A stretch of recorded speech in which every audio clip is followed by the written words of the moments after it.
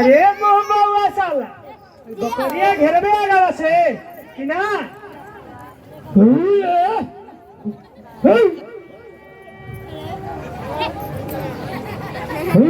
मनबू के ना मनबू अरे मारना रे बैठ अरे बेकारा ते पीछावा उनिया अरे बेकारा ते पीछावा उनिया क्या करत बा रे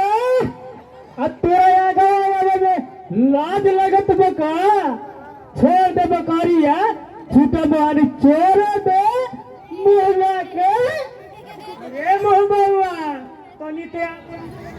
तीनों आँखियाँ खोल के देख आगावा खरहा जाके धान रोपल बा अगर बकरी चला देख लिए तो हमनियों के बढ़िया से धो के कचोट दिए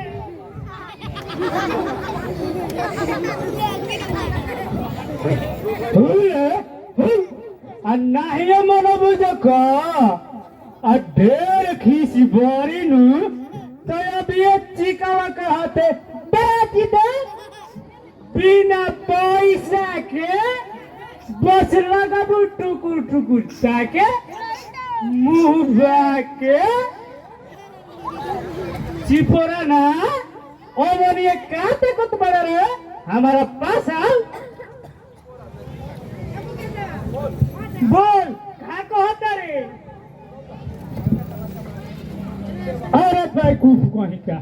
कहत का बनी रे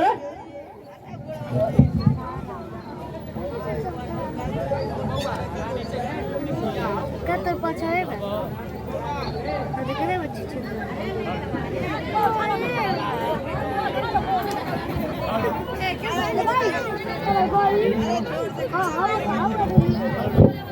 देख देख हाथ हाथ मरवावा हेलो तने जल्दी से सुरुती खियाल कि दही में फुर्ती आ जाओ मोहब्बा के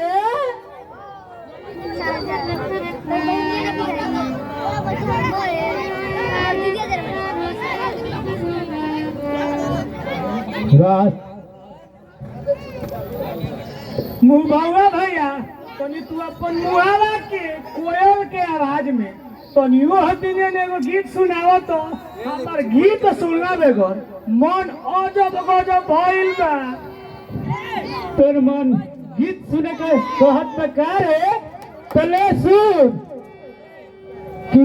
खैली तू कहवा से आइलू आए खैली तू कहवा से आइलू अरे आके अदती धराई दिहलू ए खैली तू कहवा से आइलू अरे आके अदती धराई दिहलू बोलता अब कैसे छोड़े बोलता अब कैसे छोड़े आके दिल घबरा दिहलू ए खैली तू कहवा से आइलू आके अदती धराई दिहलू बोलता अब कैसे छोड़ी आके दिल घबराई दियो अरे बाप रे बाप तो लागत है दाना कने के खोई दियो देखियो ओ बाबा वो करे खैनी बड़ा ढेर चलता रमेशवा के मार्केट फेल हो गई मुंबा के अरे मुंबा भैया वाह हम तो ना जानत रही तू इतना बढ़िया से गावे लो यार हम तो भुला गई रही कि हम बानी कहाँ बैठा हो चप्पल बैठा बैठ हेलो हो जाओ खड़ा हो हेलो अरे आगे बैठ गेले तो बैठो हो जा ठीक हो रहा ना और हमारा पास अब बकरिया कहाँ गई से रे ए भैया ए चाची देख लो अपनी बकरिया ए मौसी ए मौसा देख लो जा काने कहा भुला गई सब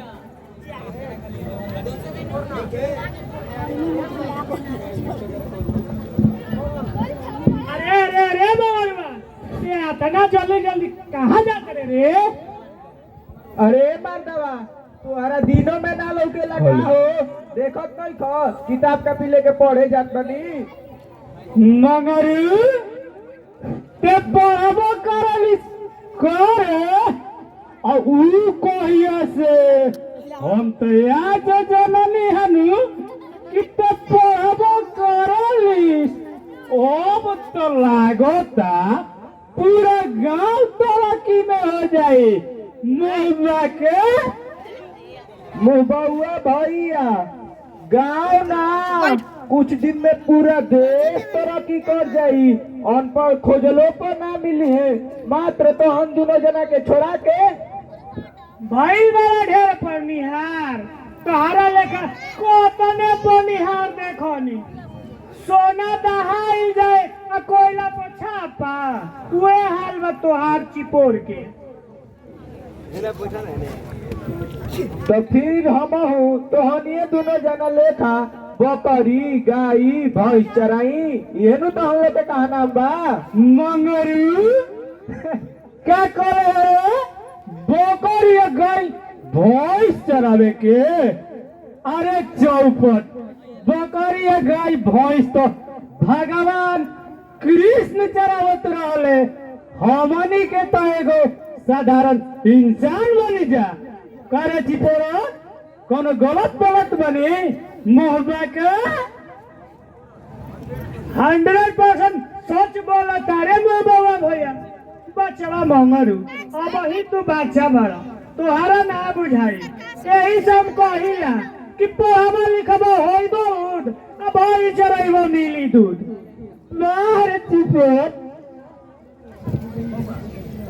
बाहर चिपोरन बा तू तो सार से भी तनिको कम नहीं खींच रे